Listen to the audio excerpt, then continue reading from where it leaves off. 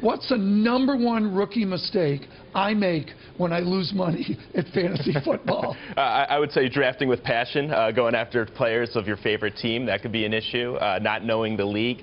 We've got some leagues that require 2 quarterbacks to start, so you better draft those quarterbacks early. And then also some leagues give you points per reception, and that's a little bit different than others. It gives different running backs who also receive the ball a little more value. So make sure you know your league. Well, according to Mark Gilbert, our producer, you should only choose running backs in the first 3 drafts and not get excited about the quarterback. Yeah, I mean, the running backs, there's only about 30 that start. So on that note, you definitely want to grab as many as you can. There's about 75 wide receivers who are out there. You could grab in the later rounds, and quarterbacks. There's a lot of very good ones right now. You could probably wait a couple of rounds before you draft your quarterback. What's new this year?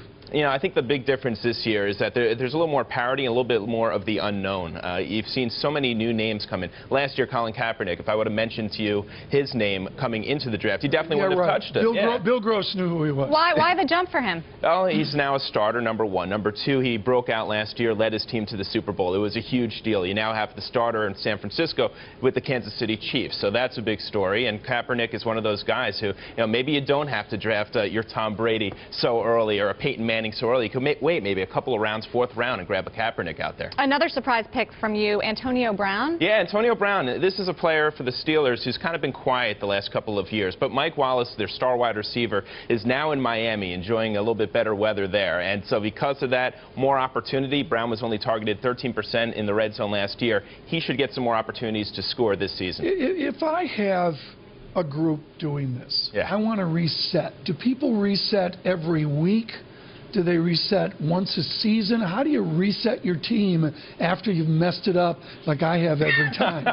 Well, truth of the matter is, when it comes to the industry, there's nothing that's faster growing right now than daily fantasy leagues. So you're now getting an opportunity, especially in fantasy football, to do it weekly. It's a whole new area. You have companies like Comcast Ventures coming out, putting over $10 million in companies like FanDuel. So this whole concept of instant gaming is very much out there. Is this a friend of the networks? Leo Hendry with us from the Yes Network. I got to think CBS loves this. You would think so, yeah. I mean, typically... Why don't they do this on air more? Well, they do. And I think you have to give credit to the networks. It took a little while, but now certainly, I mean, you got to look at DirecTV Red Zone. I mean, there's no question about it. Red Zone has had a tremendous success, and fantasy has been the forefront of that. So networks are loving it. But it's not just TV, right, Leo? I mean, you have mobile, you have social networking. What's the power of these alternative ways of playing and viewing sports, and that's really changing it?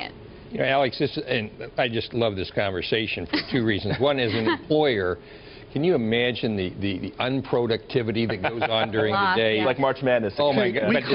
We call that the Mark Gilbert effect. He becomes useless. But Alex, go where you were. 36 million women and men playing this, 155 million adults in America. So this is the biggest audience share of anything out there in any part of the entertainment cycle. Is big. This is bigger than that. Right. It is 7. Robert will tell you, it's 7:24. It's all day long, and it's so much more entertaining than talk news on sports. So the ESPN talk shows, this kind of product is very engaging, and you are seeing this transition. 20 seconds left. You want to hear my strategy? Please. All right, tell me if this works. 2 top-tier running backs. Yep. Stock up on a reliable wide receiver. Try to steal Jimmy Graham, and then pick up a quarterback at the end. I like it. Again, there's a handful of very good quarterbacks out there, so I do think that your strategy is going to work out this year. Did you pick that yourself? Did you pick that yourself? This is an email from Tom Coughlin. This is an email from Tom Coughlin of the New York Giants.